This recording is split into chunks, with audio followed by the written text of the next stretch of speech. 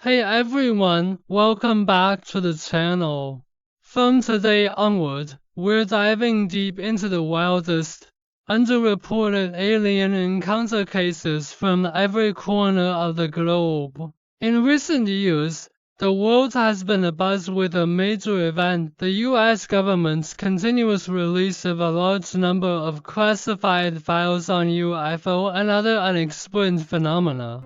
The US government's declassification of massive UFO files reveals China's most astonishing extraterrestrial contact case. Starting today, we travel to China to dissect three major close encounters with extraterrestrials: the Zhangxiangtian incident, the Mengzhou incident, and the flying strange vehicle incident. We reveal the little-known Zhangxiangtian incident. Most Western UFO enthusiasts have only heard of the Mengzhou incident and the flying strange vehicle incident in China. But Zhangxiangtian's story is on a completely different level. This wasn't just a fleeting glimpse of a UFO or a brief close encounter with extraterrestrials. He claims to have deeply integrated into an extraterrestrial civilization, fully observed their social system, and been gifted a cosmological theory unifying the four fundamental forces. For 40 years, he has been continuously disseminating this extraterrestrial knowledge to the world. Today, we will comprehensively review the entire incident, followed by an objective analysis of the doubts and scientific rebuttals surrounding him over the years. We will maintain neutrality and objectivity throughout, fully reconstructing the whole story, allowing everyone to judge its truth for themselves.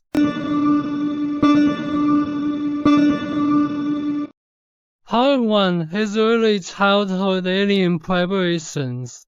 Zhang Xiangtian was born in 1967, a poor rural Chinese farmer with only a junior high school education. His childhood was marked by constant severe illness, nephritis, near blindness, life-threatening fevers his family could barely afford to treat. From age 7 or 8, he says mysterious beings would appear to him when he was dying. Glowing humanoid figures that slipped through solid walls to heal his body.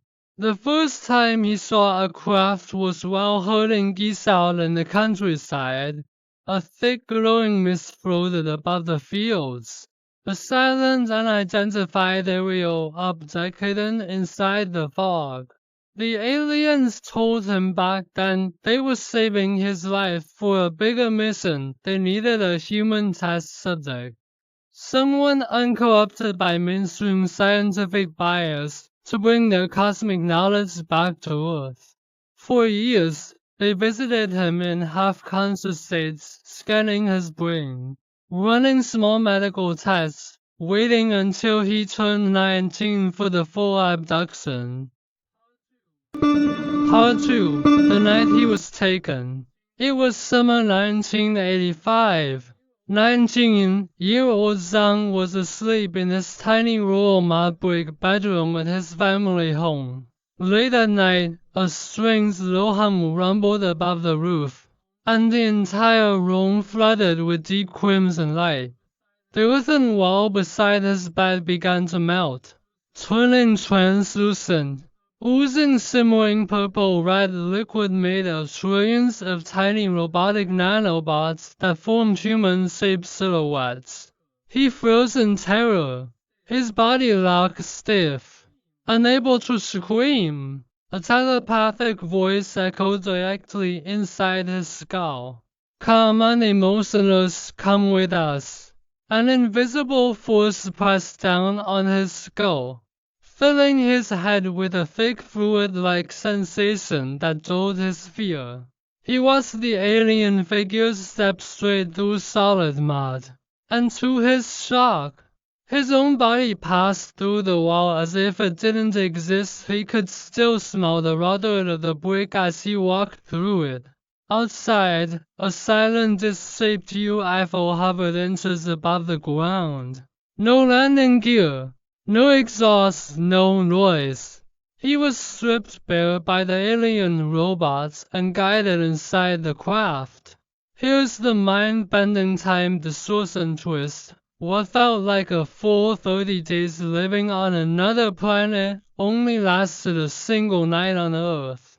When he returned home at dawn, his parents thought he'd only wandered out for a few hours. Oblivious to his month-long interstellar journey.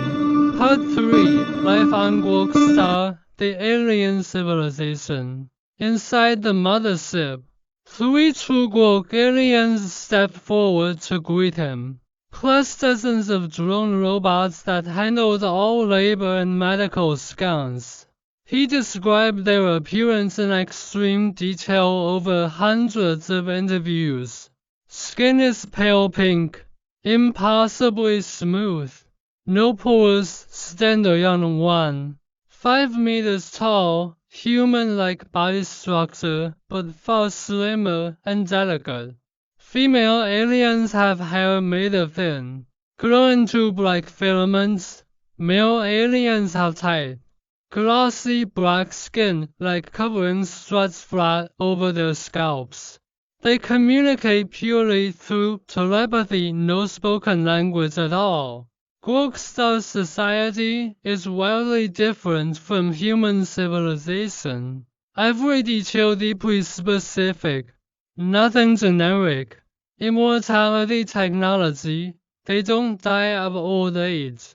They regularly swap out their biological bodies with lab-grown clones, transferring their consciousness to new vessels to live indefinitely. No traditional families. A single alien lives with a crew of automated robots and artificial human androids for daily labor, childcare, service work.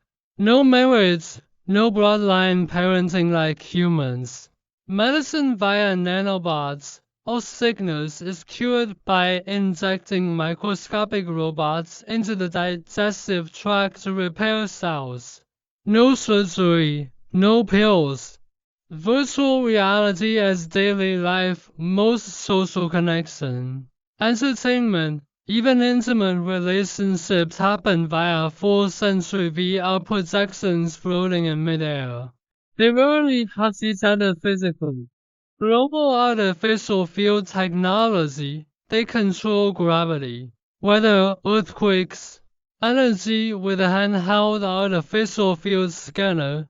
The core technology they pass to Zhang. Faster than light UFO flight principle. Their discs don't burn fuel.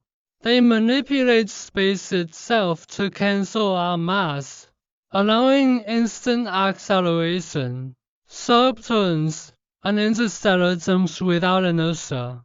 Over those 30 Quark days, they scanned his entire brain, extracted all his human memories, and uploaded a complete cosmic physics framework directly into his mind, the unified field theory, a single mathematical equation that unifies gravity, electromagnetism, strong and weak nuclear forces, something human physicists like Einstein spent decades chasing and never finished. They told him humanity's biggest scientific flaw is misunderstanding the nature of space, time, and mass, and tasked him to write down all this knowledge and share it with scientists worldwide. Part 4. Return to Earth and his 40-year mission. When the aliens sent him back through the bedroom wall before sunrise, he carried the full set of alien knowledge locked in his memory, plus a strange indentation on the back of his skull. He claims the aliens used a scanning device there that left a permanent small pit in his bone, visible to anyone who touches his head.